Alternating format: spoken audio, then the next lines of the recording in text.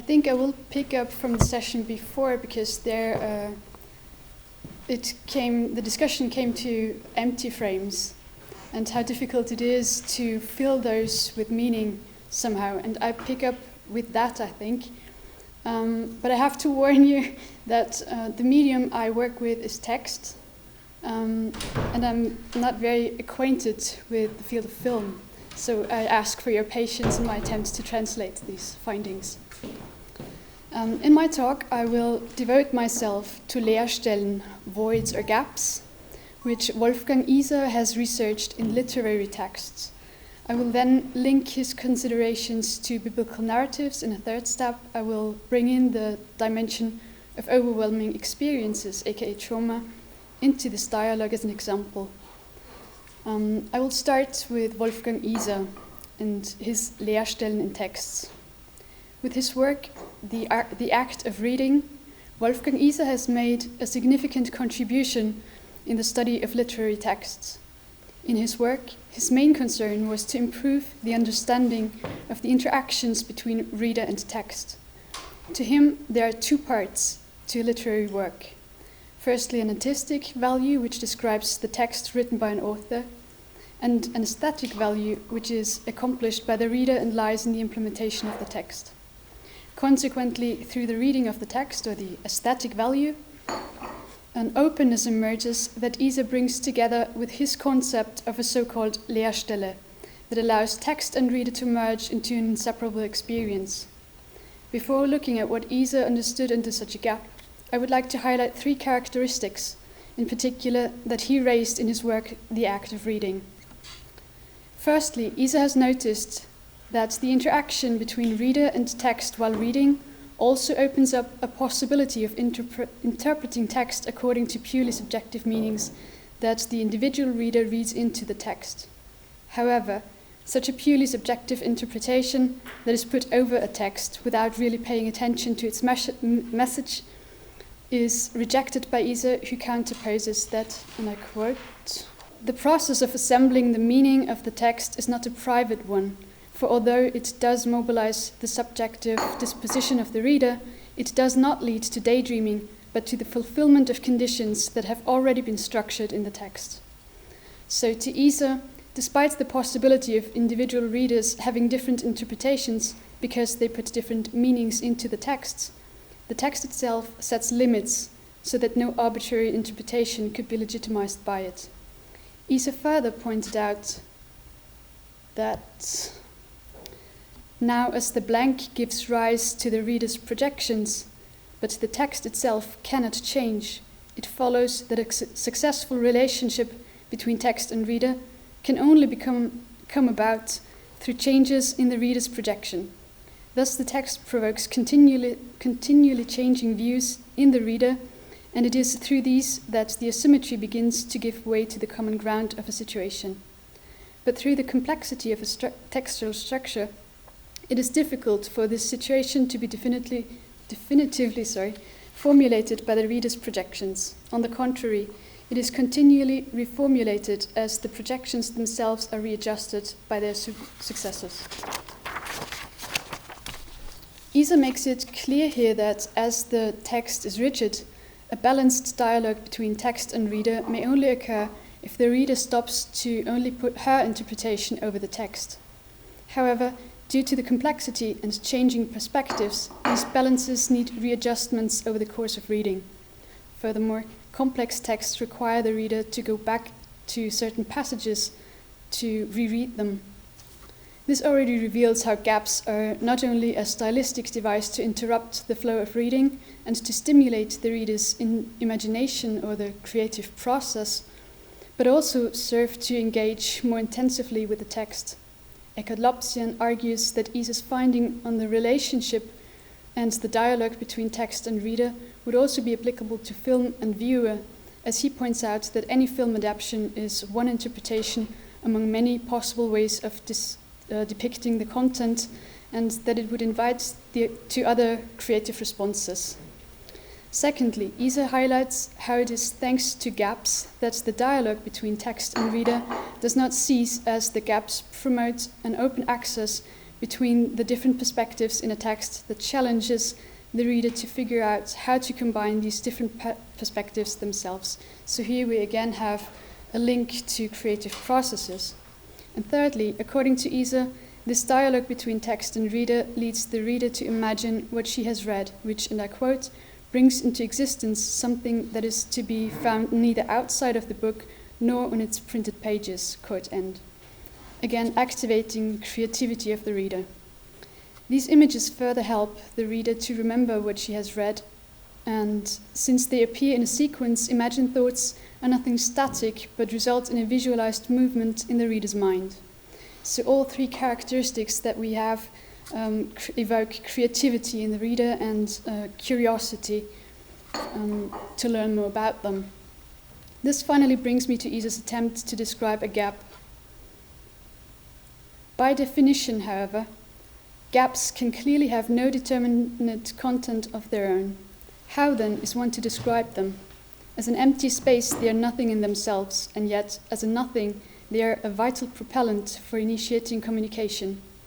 Wherever there is an abrupt juxtaposition of segments, there must automatically be a blank, breaking the expected order of the text. So after this short introduction on characteristics of gaps and what they could be, I would like to introduce two methods of how such gaps can be woven into a text, which is by firstly a juxtaposition and second by ambiguity. And ambiguity is if words or passages contain more than one meaning. Ambiguity arises, for example, from more than one possible way of translating a text that creates a disturbance that stands in the way of seamless reading and understanding, because it allows for multiple possibilities of interpretation. Ambiguity thus creates a tension between meanings that is not resolved. Juxtaposition, on the other hand, arises by placing side by side two similar elements that differ in one aspect. This difference creates an effect like one created by ambiguity. It challenges the reader to create links between the gaps that she encounters in the versions on her own. In the style of film adaptations, ambiguity and juxtaposition function like a movie trailer that invites into a story and serve as an attempt to stimulate the viewer's imagination by using a rapid juxtaposition of single sequences that are connected through cuts or gaps. In summary, according to Isa, gaps thus have profound effects on the relationship and the communication between text and reader. In the act of reading, Isa further points out that it is precisely in keeping upright the vagueness concerning details in a narrative that provide the reader with the necessary space to enter into this dialogue that evolves through gaps. This now brings me to biblical narratives, where we can find a lot of ambiguity and juxtaposition as well, and where usually no attempt is made to smooth out the text. In biblical narratives, however, gaps have already been not only a literary tool to create suspense, but also to convey and pass on experiences made with the God of Israel in history. As one example of gaps in biblical narratives, I would like to refer to the Hebrew Bible scholar Andrey A, who has studied the narrative of Jacob at the river Yabok in Genesis 32 to 23 to 33 in detail, and she has also observed these gaps. In particular, this scene is about Jacob, the grandson of Abraham, who's about to meet his brother Esau, whom he ran from for 20 years. And this scene describes Jacob and how he sends his whole family and all his possessions up front and stays behind in a riverbed. It is evening when a stranger turns up and starts wrestling with Jacob. The scene itself and the language that describes the scene is very dense and cryptic, with lots of gaps in the dialogue between the stranger and Jacob. Popovic explains these gaps through the text's editorial developments, and she has also highlighted them as spaces in which different ideas about the images of the divine met. In her investigation, Popovic observed, for example, that no adjectives are used in this specific scene. This is a lack of information given to the reader, which creates not only a stinted and clinical language, but also represents Leerstellen. Popovic linked this observation to the term silence, in particular, and refers to a quote by the philologist, comparative scholar, and critic of literature Erich Auerbach that alludes to Genesis 22, and through which Popovic describes what she means by the term silence. The crucial climaxes of the plot are emphasized alone. What lies in between is insubstantial.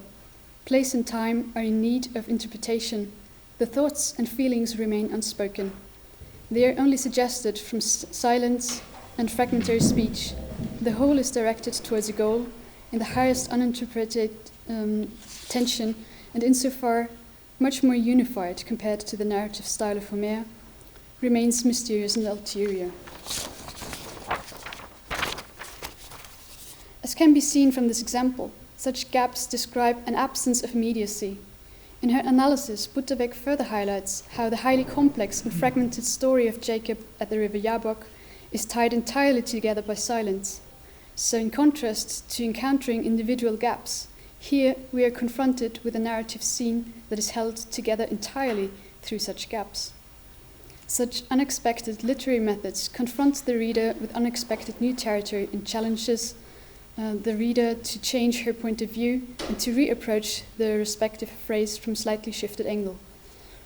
Such changes of perspectives are crucial also in the example of overwhelming experiences. And this leads me to overwhelming experiences, where the term overwhelming already indicates that the situation is too much for an individual to process, as the psychiatrist Bessel van der Kolk, who specializes in trauma research, has been able to show. He argues that we contextualize our experiences in narratives in order to make sense of them. In order to do so, our brains categorize our experiences. However, overwhelming experiences do not fit any category, which is why our brains fail to make sense of them and work at its full capacity to structure these non-fitting pieces of fragmentary information. They are fragmentary and unspeakable, partly because overwhelming experiences are also able to switch off a large part of the left hemisphere of the brain as a protective mechanism, but which so happens to be home to the language center, while the visual and emotional centers are highly active. Van der Kolk summarizes these circumstances this way, and I quote, "Overwhelming experiences bring us to the edge of our capacity and make it impossible for us to express with linguistic means what moves us," quote end.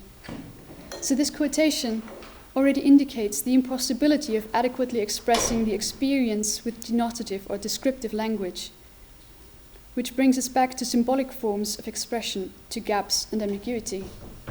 Van der Kolk also found out, by means of so-called tube well tests, that, and I quote again, "traumatized people have a tendency to superimpose their trauma on everything around them," quote end. So we've already encountered and spoken about how gaps invite the reader to put in real-life experiences. And I would like to give a short summary. As I've stated in the beginning of my talk, Isa investigated on the interaction between text and reader and found that gaps are vitally important. I then pointed out that this characteristic applies for biblical narratives as well, where ambiguity and juxtaposition, for instance, created gaps in the text through which readers interact with the text. Bringing in overwhelming experiences, Van der Kolk's findings make it very clear that people concerned bring along a much more distinct tendency of filling such gaps with spaces of memory, with the text, with real-life experiences. But what becomes clear is that this rigid fixation on what happened that is superimposed on the text and creates an imbalance in the dialogue between the reader and the text needs to be loosened and gently shifted back to balance again.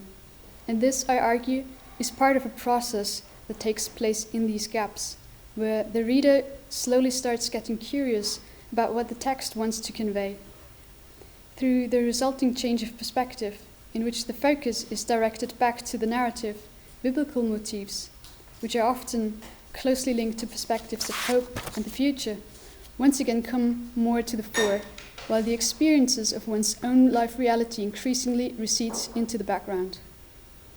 In the biblical narratives, however, the relationship between God, the God of Israel, and his people is founded on the covenant relationship, by which the God of Israel creates an atmosphere of faithfulness, trust, and love which I think is crucial because despite the difficulties that the biblical characters face, these challenges take place against the backdrop of this foundation. This is expressed in its most condensed form in Jesus and his death and resurrection, as well as in his second name, Immanuel, which means God with us. I further argue that this atmosphere creates the foundation for the possibility for the reader to slowly detach the fixation that arises, e.g. from fear, and to direct it instead to the messages of the narrative. So, in my conclusion, I think that for films, I would advocate for including gaps that would be open to ambiguities that are not resolved, or a vagueness that cannot be expressed in descriptive language, or silence, or a visual cut, or a blank space that would raise curiosity about the film's message. Because drawing on Isa, gaps might also form important spaces in the dialogue between viewer and the film as well. I would therefore advocate for having the courage to work with gaps without focusing on the gaps themselves. Thank you.